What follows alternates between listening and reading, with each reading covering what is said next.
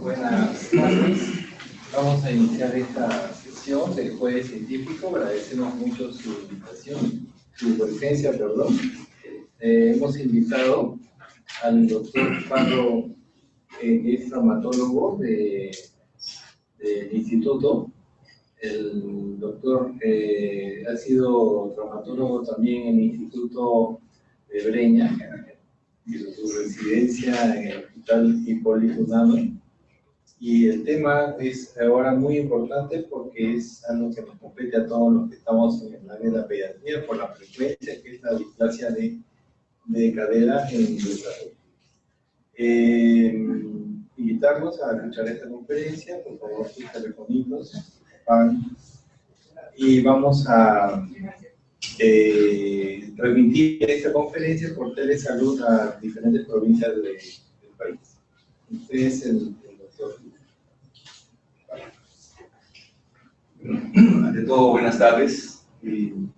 Quiero agradecer la invitación que me hace el doctor y toda la institución, ¿no?, para poder dar una charla acá con ustedes. Entonces, el tema que nos toca hoy día es displasia de cadera en desarrollo, ¿no? Y acá, ¿quiénes son residentes de pediatría? Ya. Y residentes de otras especialidades, el resto, aquí. Usted no. Mira. Entonces, como dice el doctor, es bien importante este tema de acá, ¿no? Es importante que lo conozcan y lo sepan, ¿no? Hubiese esperado que haya más pediatras, porque es básicamente dirigido a lo que hacemos acá en el instituto, ¿de acuerdo? Primero voy a hablar acerca de la nomenclatura, ¿ya? Antiguamente, esto era conocido como luxación congénita de cadera, ¿no?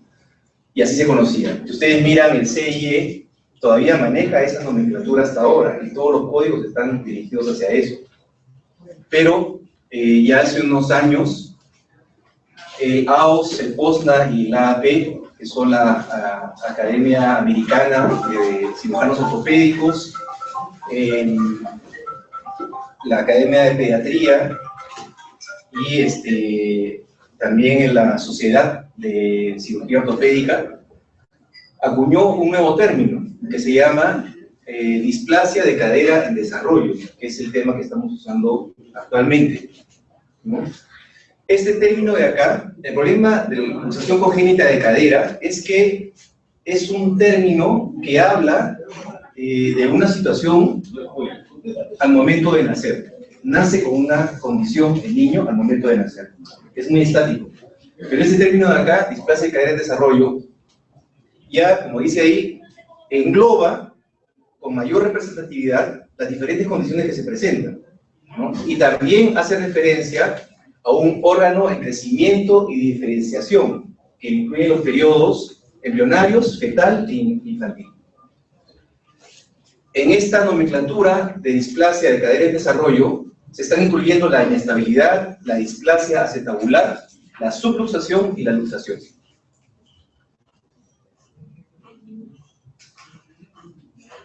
El crecimiento y desarrollo normal de la articulación de la cadera es el resultado del balance que hay de un crecimiento ya genéticamente determinado entre tres estructuras que forman un complejo cartilaginoso en la articulación: el acetábulo, el cartílago trirradiado y la localización adecuada y centrada de la cabeza femoral, ¿no? Entonces, más o menos, lo que vamos a ver es lo siguiente, ¿no?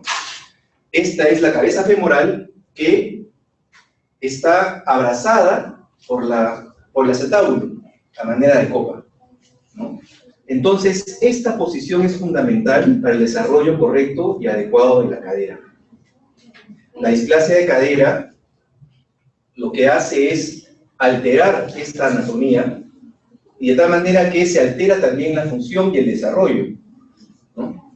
Entonces, vamos a ver de que el mesodermo forma estas estructuras y las tiene juntas, digamos, ¿no? Y a la séptima semana hay una división, una hendidura que diferencia el acetábulo y la cabeza femoral. Y a la 11ª semana ya vamos a ver una formación completa de la articulación de la cadera. Quiere decir de que las alteraciones que suceden en esta patología se van a producir a partir de la 11ª semana. de desarrollo embrionario. Y al nacer, continúa el desarrollo del complejo cartilaginoso, ¿no? Es un desarrollo que se... Por eso que nosotros a los pacientes con displasia de cadera, si por ejemplo lo evaluamos y vemos que no hay signo de displasia de cadera, radiológicos o clínicos, no podemos darle de alta. Y recién damos de alta a los pacientes a partir del tercer o cuarto año de vida, porque ya suponemos que ahí la cabeza está estabilizada. ¿Qué quiere decir? De que si vemos a un niño con factores de riesgo para displasia de cadera y al momento de la evaluación radiológica o ecográfica no hay ningún signo que nos indique, es posible que con el paso del tiempo, cuando aumente la carga sobre la cadera, cuando aumente la movilidad, se comiencen a presentar rasgos de displasia de cadera. Entonces tenemos que seguirlos. Es importante eso. Entonces vemos que la definición, en resumen, es una pérdida morfológica de la congruencia esférica de la articulación de la cadera. Esta tiene muchas manifestaciones en diferentes momentos de la vida, de los inicios de la vida y de diferentes características, ¿no? Ya mencioné las condiciones que se presentan, y esta displasia puede ser idiopática o sindrómica. Quiere decir de que idiopática es cuando solamente es aislada. Es un paciente normal, no hay ninguna enfermedad neurológica, genética, ninguna condición que esté junto con esta patología, y presenta una displasia de cadera, ¿no? Esa es idiopática. Y la sindrómica es cuando viene formando parte de un complejo de signos y síntomas de otras enfermedades, ¿no? Y en este caso se dice que es teratológica. En cuanto a la prevalencia, es de 0.1 a 3% de la población total, la presencia de esta enfermedad. La frecuencia es de 1.5 a 20.7 por cada 1000 nacidos vivos. Y en niñas con presentación en podálico se presenta en el 12%. La etiología es multifactorial, ¿no? Se ha investigado, se sigue investigando, se sigue estudiando las causas que pueden generar esta patología, pero todavía no hay una causa que sea exacta o que sea definida. Entonces se habla de diversos factores que intervienen o pueden intervenir en la presentación de esta enfermedad, ¿no? Factores genéticos, hereditarios, factores hormonales, condiciones maternas, condiciones también gestacionales, ¿no? Entonces, acá tenemos una serie de factores que pueden contribuir a la presencia de una displasia de cadera. La hiperlasitud ligamentaria, vamos a ver acá cómo hacemos el examen. Básicamente son estos dos, ¿no? Se dice que hay una hormona, que es la relacina, que actúa hacia el final del embarazo y que permite que el proceso del parto y todo el proceso del término del embarazo se dé con normalidad. Se piensa de que también esta hormona tendría un efecto en la producción de esta displasia de cadera. ¿De acuerdo? La anteversión femoral. La anteversión femoral quiere decir de que acá está el fémur y acá está la copa. En la anteversión femoral, este fémur de acá está tirado para adelante. ¿De acuerdo? Entonces, eso altera también, altera la posición de la cadera, ¿no? Y altera todo. La posición intraútero, ya sea transversa o podálica, y sobre todo los factores que producen una conversión mecánica. O sea, todo lo que haga que el bebé esté aprisionado en el vientre materno es lo que va a condicionar una posibilidad de una displasia de cadera. Hay varias, si es una mamá primigesta, ¿no? El útero todavía no está preparado para hacer una buena ensanchamiento. El embarazo múltiple también, la macrosomía fetal, el ovoidramus y lo que ustedes ven ahí, ¿no? Factores de riesgo, evidentemente es mucho más frecuente en mujeres. La causa exacta no se sabe. Pero se ve que haciendo la proporción entre hombres y mujeres aumenta de 1 a 4 a 7 la presencia de esta patología, ¿no? Aquellos pacientes que están con presentación de nalgas o en presentación en podálico aumenta a 35 la presencia de displasia de cadera, ¿no? Es importante también considerar de que Si bien el paciente, al final del término, puede estar de cabeza, o sea, encefálico, debemos preguntar a la mamá si es que durante el embarazo ha estado en podálico. Porque hay niños que están en podálico hasta el 7º, 8º mes y de ahí, de manera natural, se voltean. Pero esos 7, 8 meses que han estado así, en podálico, es un factor de riesgo importante para el desarrollo de displasia de cadera. Y antecedentes familiares, ¿no? Directos, hermanos, la mamá que haya tenido displasia de cadera, también es un factor de riesgo importante. Hasta el 33% según algunas series. En el cuadro clínico es importante, y lo que pongo acá, es la detección precoz. La displasia de cadera debe ser detectada precozmente. Es lo más importante, es lo que debe enfocarnos a nosotros, ¿no? No tanto dedicarnos a ver las causas o las razones, la etiología, la prevalencia, etc. No. Es la detección precoz de esta patología. Eso es importante. Aquí vamos a ver, por ejemplo, es una radiografía de una niña que llega a la consulta externa con 9 años de edad. Y la cadera está así. Y ven ustedes todas las alteraciones que se producen, ¿no? Miren ustedes cómo está la copa acetabular, cómo está la cabeza femoral deformada, la cadera está anteversa y está fuera de su sitio, ¿no? Es una subluxación.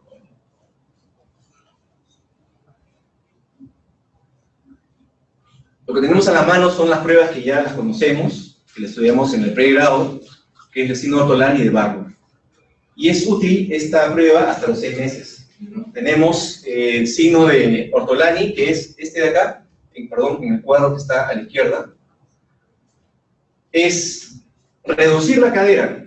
Cogemos, jalamos para abajo con estos dos dedos, estabilizamos el fémur y con esto cogemos la rodilla. Jalamos por abajo y reducimos la cadera. Si escuchamos un clic articular, quiere decir que está fuera de la cadera, ¿no? Y la estamos reduciendo. Y el Barlow es al revés.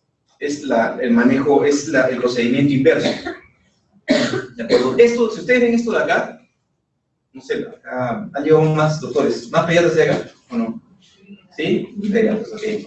Si ustedes reciben un niño y ven esto de acá, ¿no? Ya tienen que empezar a referir al niño. Cuando yo hacía la charla pensaba que es mejor que ustedes refieran al paciente y nosotros le digamos que no tiene nada, a que se nos pase por alto una patología que puede comprometer su calidad de vida en los años, ¿no? Y muy seriamente en los niños. Tenemos este signo de acá, que es la abducción limitada de la cadera. Hay un esquema, pero básicamente es eso, ¿no? Abrimos la cadera y notamos que hay una contractura, hay una contractura de los aductores de cadera.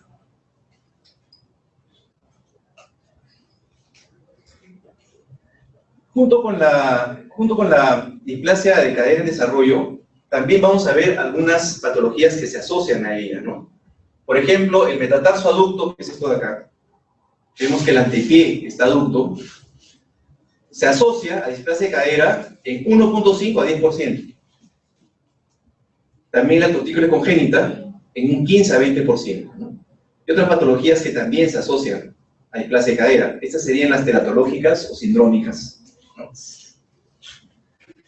Y también enfermedades neuromusculares. La parálisis cerebral también puede condicionar displasia de cadera. La coliposis también. Y aquí vamos a ver un signo que siempre hemos visto, y es bien frecuente que los pediatras refieran al especialista en ortopedia y traumatología por asimetría de pliegues. Pero como vemos acá, la sensibilidad y la especificidad de esta prueba, de este signo, es baja. Quiere decir de que hay pacientes, hay niños que tienen los pliegues asimétricos y son normales. Y hay niños que tienen los pliegues simétricos y tienen displasia de cadera. Entonces, esto puede servir, pero sobre todo tienen que juntar con los otros exámenes y las otras pruebas, ¿no? Más si ustedes quieren pueden pedir también la radiografía o ecografía según la edad que tengan. Vemos acá, es el signo de Galeazzi. Vamos a ver que a la hora de el paciente ponerlos echados en el cúbito dorsal, pegamos el talón a las nalgas y medimos la distancia de la altura de las rodillas, ¿no? Vamos a ver un desnivel acá. Eso es un signo claro. signo claro de que algo no anda bien, ¿no? O tiene el fémur corto, o tiene una displasia de cadera, ¿no?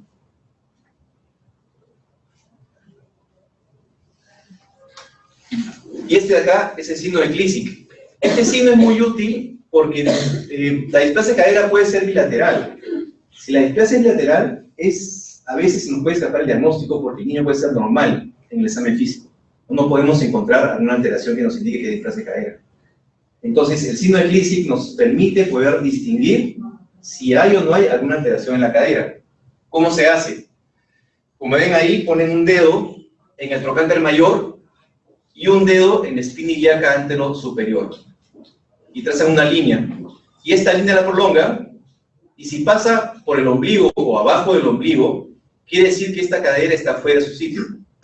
Normalmente, el trocánter mayor debe estar acá, más o menos.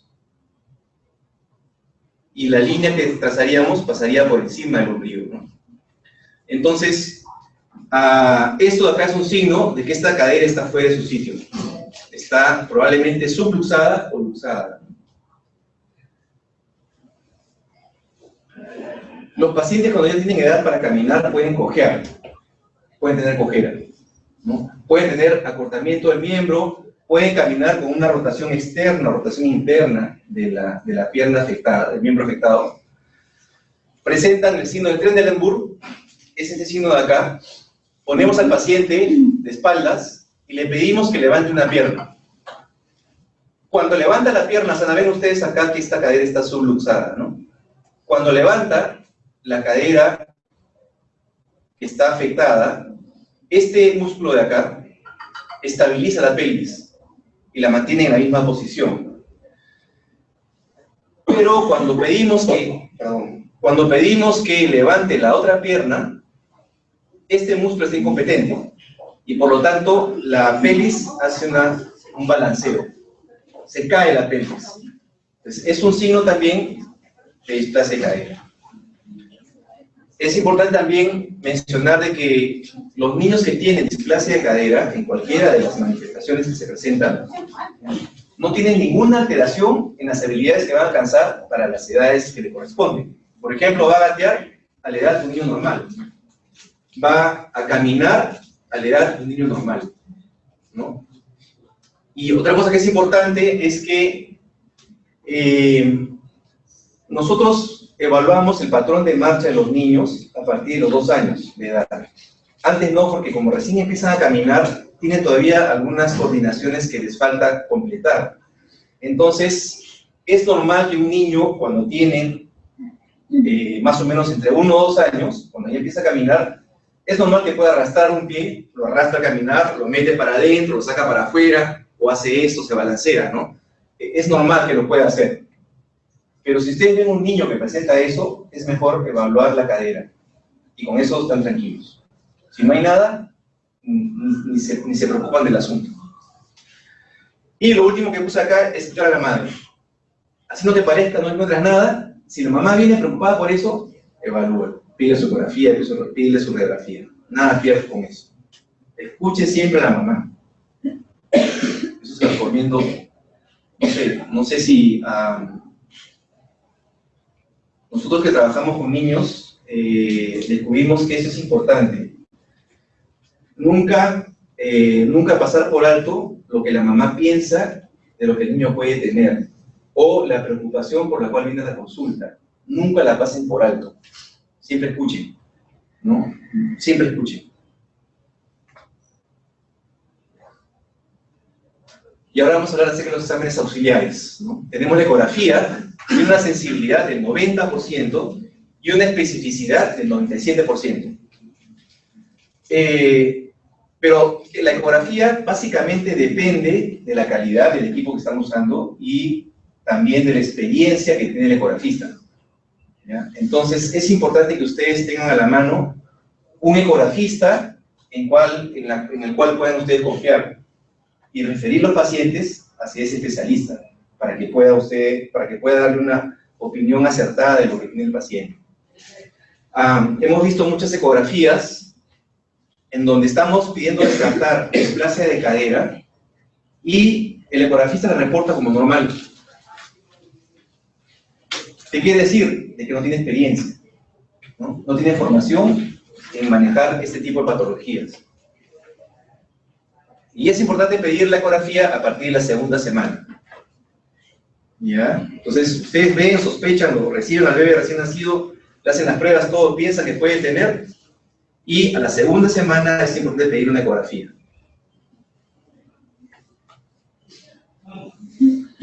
Después tenemos la radiografía. La radiografía es útil a partir del tercer o cuarto mes, ¿no? Y hay que pedir básicamente 3 incidencias. AP, Lowenstein, algunos la llaman como Lowenstein, y la incidencia de von Rosen. Aquí tenemos la AP, que es esta de acá. Esta es la incidencia de Lowenstein. Y la von Rosen son 45 grados de abducción por rotación interna de las caderas.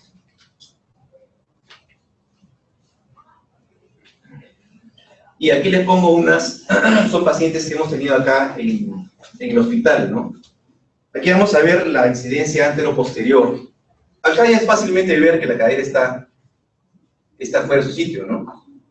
¿Usted qué piensa? ¿Es una luxación o es una subluxación? ¿Saben la diferencia?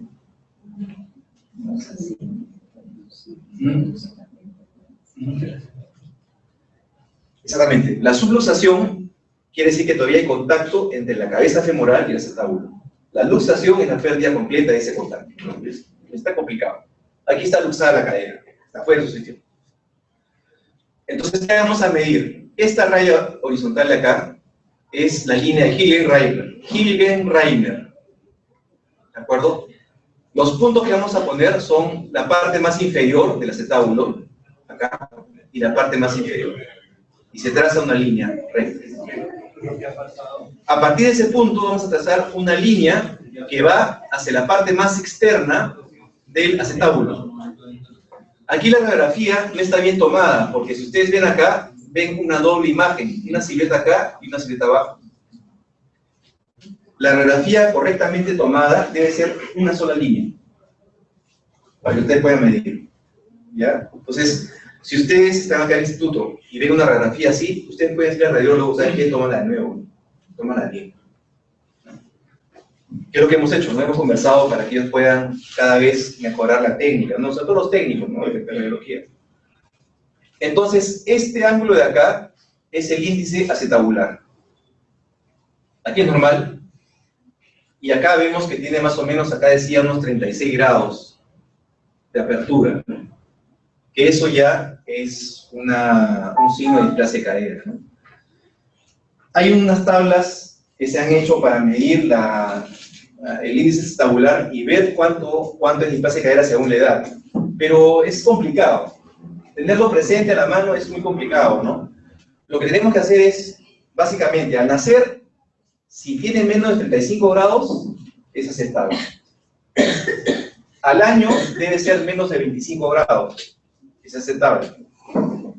Y a los 2 años debe ser menos de 15 grados, lo normal. Entonces, con esos grados ustedes pueden jugar, más o menos. ¿Ya? Vemos acá, esta línea acá, que es la línea de Shenton. ¿Ya? Aquí también hay que ser un poquito,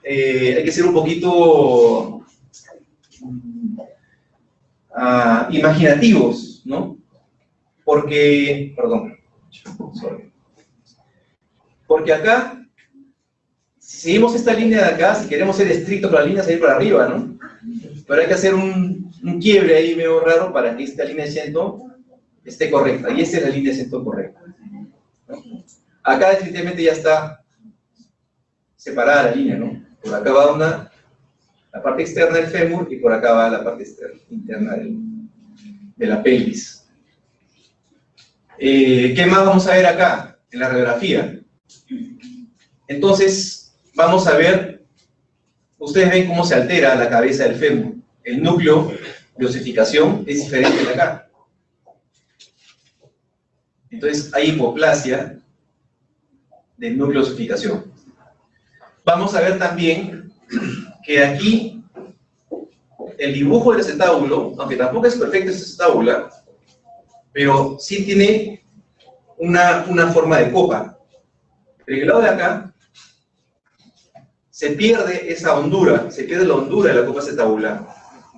Y es un signo de displasia acetabular. ¿Qué más? Vamos a ver, voy a leer todos los tips, muchachos, ya para que lo tengan presente. Esta línea blanca de acá es una línea de esclerosis. Normalmente, la línea blanca debe estar céntrica, centrada acá. Si vemos acá, esta línea está tirada más hacia la parte externa. Quiere decir de que la cabeza femoral se está apoyando hacia el lado externo de la cabeza, del acetábulo. Entonces, eso quiere decir de que esta cadera también tiene signo de displasia. Y aquí no hay ningún contacto, ¿no? Esta línea es cualquier cosa, ¿no? Incluso está al revés esta línea de acá, ¿no? Después, esta radiografía de acá, esta imagen de acá corresponde a la lágrima. Esta imagen es importante porque nos va a indicar el grado de madurez de la cadera. Cuando la cadera madura, se forma la lágrima acá. ¿De acuerdo? Aquí vemos que esto acá es un triángulo, o sea, acá no hay lágrima. Entonces, esta cadera es una cadera displásica. Por más que veamos que la línea de Shenton está, ustedes ven que la Shenton está aparentemente normal. Ven que la cobertura de la cabeza está relativamente aceptable, es una buena cobertura de la cabeza, pero esto de acá es un signo de que esa cadera no madura. La lágrima va a aparecer radiográficamente a partir del año y medio de vida del niño. O sea, al año y medio ya debemos ver la lágrima formada en la cadera. Si no la vemos, pensamos en eso. Además, cuando empezamos un tratamiento para manejar esta patología, la lágrima va a ser una especie de... va a ser un medidor de si el tratamiento está siendo efectivo o no. Más o menos entre 4 a 6 meses tenemos que ver la aparición de la lágrima para poder saber si este tratamiento está resultando exitoso o no y poder cambiarlo. Después, en el cuerpo sucede algo muy característico, ¿no? Toda cavidad que no está ocupada se rellena. El cuerpo rellena todo lo toda la cavidad que hay en el cuerpo. Si no está ocupada por la estructura normal, el cuerpo la rellena. Entonces, aquí tenemos estructuras que van a ser y se van a comportar como factores luxantes de la cadera. Hay un tejido que se forma acá, que es el pulvinar. Acá, del trocánter menor, sale el músculo iliosoas, que también está engrosado y está cortado, y es un factor luxante. Acá se interpone entre la cabeza y el acetábulo. Por aquí pasa. Y también están los aductores de cadera. Los aductores pasan por acá y también son factores luxantes. Como la cadera está más elevada, estas estructuras se adecúan a esta posición. Y como este niño probablemente ya está caminando, apoyando el pie, se fortalece esa estructura, se hace más gruesa, se hace más dura, para poder soportar la carga que el niño soporta acá, ¿no? Entonces, este músculo de acá está más acortado, que va del fémur, acá, y también el iliosoas, ¿no? En fin.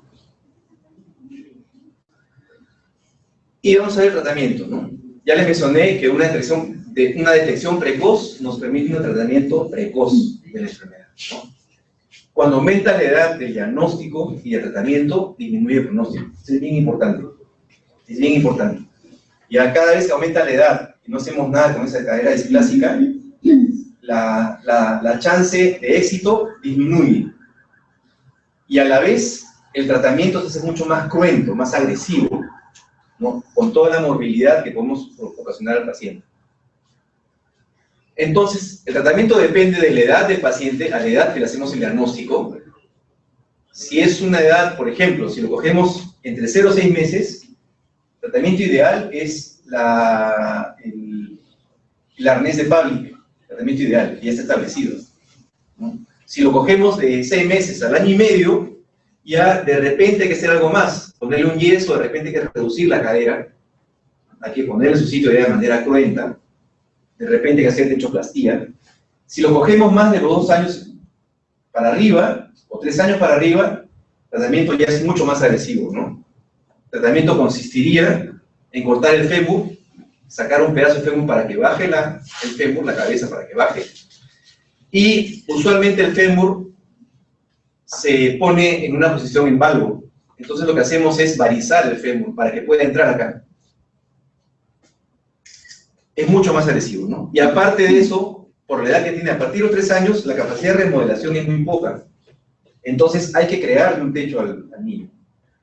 Cuando trabajamos con niños recién nacidos o muy pequeños, ¿no? Tú pones la cabeza acá y este contacto hace que la capacidad de remodelación cure la displasia de cadera en niños pequeños. Este contacto es fundamental, ¿no? Pero ya después de los 3 años, esa remodelación es muy, muy baja.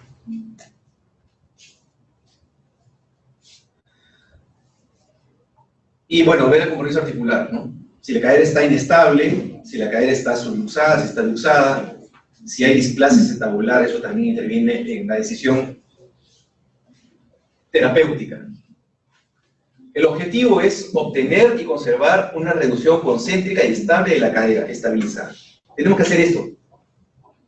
Y una vez que operamos, mantener esa posición. Cuando se opera al paciente, nosotros dejamos el yeso aproximadamente 2 meses con el yeso, ¿no? Y se lo retiramos. Pero después de eso, tenemos que usar una férula para mantener esta posición, ¿de acuerdo? Es importante eso. Y son varios meses. Entonces, el tratamiento no quirúrgico es el arnés de Pavlik, la férula de abducción 90-90, la férula dinámica de Atlanta, de abducción, los yesos pelipedios que ya no se usan mucho en posición L1, L2, L3, etc. Y el tratamiento quirúrgico es la tenotomía de autores, que son un corte que se hace acá pequeño, la tenotomía del psoas, la reducción cruenta de la cadera afectada, osteotomías del fémur, como le mencioné, se corta el fémur, ¿ya? Y se variza, o se saca un pedazo de fémur, y también se desrota, se puede o no desrotar el fémur, ¿no? Y la techoplastía acetabular. Las técnicas son un montón de técnicas, ¿no? Según lo que quieres cubrir. Si quieres cubrir más en la parte anterior, pues es una técnica. Si quieres cubrir la parte lateral o la parte posterior, son diferentes técnicas de techoplastía. Y finalmente una cirugía, ya este es el salvataje, ¿no? El salvataje es la osteotomía de soporte pélvico. Solamente lo que haces es dejar la cadera sin función y haces que se apoye el resto del fémur en el isquion, en la pelvis, ¿no? Solamente el salvataje, no tiene otra función extra. Gracias. ¿Alguna pregunta? ¿Algún comentario?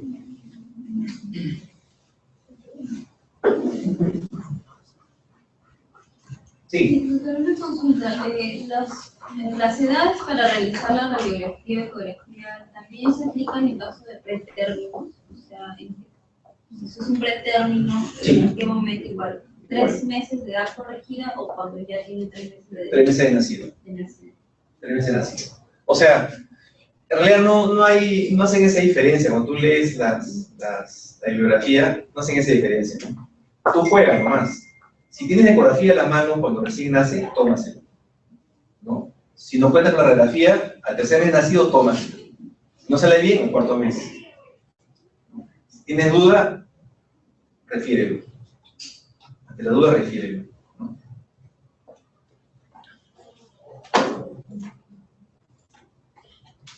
¿Alguna otra pregunta?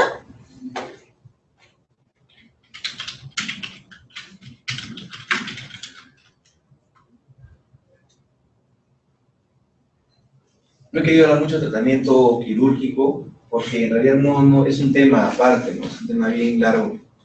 Me parece que para ustedes, como médicos en formación y como residentes, o sea, si ustedes manejan los criterios de diagnóstico y de sospecha de displasia de cadera, con eso me doy por bien servido. Con eso es suficiente para que ustedes puedan hacer un buen manejo de los niños que reciben, ¿no? Y no se nos escape. Por ejemplo, en Chile, a todos los pacientes recién nacidos, a todos sin excepción, se les toma ecografía. para detectar, ¿no? Acá en el Perú todavía no, porque hay, o sea, digamos, hay mucha resistencia a tener ese tipo de... Y aparte que no tenemos la infraestructura y la logística para poder hacerlo, ¿no? Entonces nos queda la mano de los pediatras. Son ustedes los que tienen que hacer ese diagnóstico y hacer la sospecha, ¿no? Si tiene factores de riesgo, está indicado, de cajón le piden los exámenes, ¿no? Y le hacen las pruebas.